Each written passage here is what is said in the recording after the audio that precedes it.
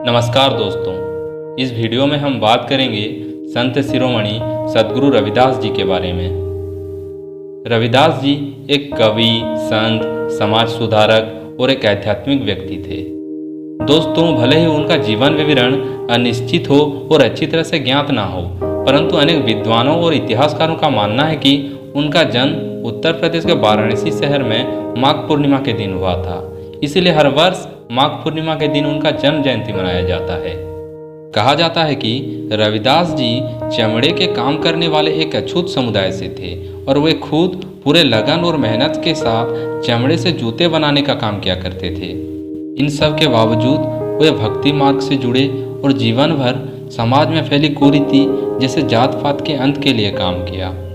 रविदास जी ने ऊंच नीच की भावना तथा ईश्वर की भक्ति के नाम पर किए जाने वाले विवाद को सारहीन तथा निरर्थक बताया और सबको मिलजुल कर प्रेम पूर्वक रहने का उपदेश दिया। वे भक्ति आंदोलन के एक प्रमुख संत थे। उन्होंने अपने आचरण तथा व्यवहार से यह प्रमाणित कर दिया था कि मनुष्य अपने जन्म तथा व्यवसाय के आधार पर महान नहीं होता, बल्कि विचारों की श्रेष्ठता, समाज के हित की भावना और सद्व्यवहार जैसे गुण ही मनुष्य को महान बनने में सहायक होते हैं। आज भी संत रविदास जी के उपदेश समाज के कल्याण तथा उत्थान के लिए अत्यधिक महत्वपूर्ण है। आइए नजर डालते हैं उनके कुछ लोकप्रिय, प्रसिद्ध और ज्ञानदायी दोहों पर। ब्राह्मण मत पूजिए जो होवे गुणहीन, पूजिए चरण चांडाल के जो होने गुण प्रवीण।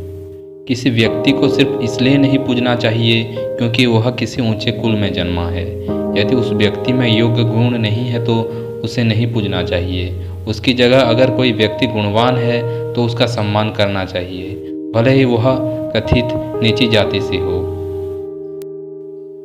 जाति जाति में जाति हैं जो के तन के पात, रे दास मनुष्य ना जुड़ सके जब तक जाति ना जात। जिस प्रकार केले के तने को छिला तो पत्ते के नीचे पत्ता, फिर पत्ते के नीचे पत्ता और अंत में कुछ नहीं निकलता, लेकिन पूरा पेड़ खत्म हो जाता है, ठीक उसी तरह इंसान को भी जातियों में बांट दिया गया है।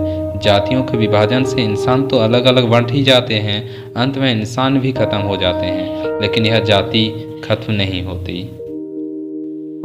जा देखे घिन उपजे नरक कुंड में बास, प्रेम भक्ति सो उदरे प्रगटत जन रैदास।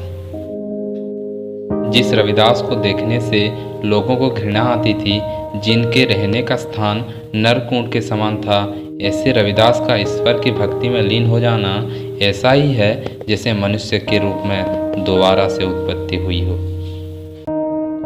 कृष्ण करीम राम हरि राघव जब लग एक न फेखा, वेद कतेव कुरान पुराणन सहज एक नहीं देखा।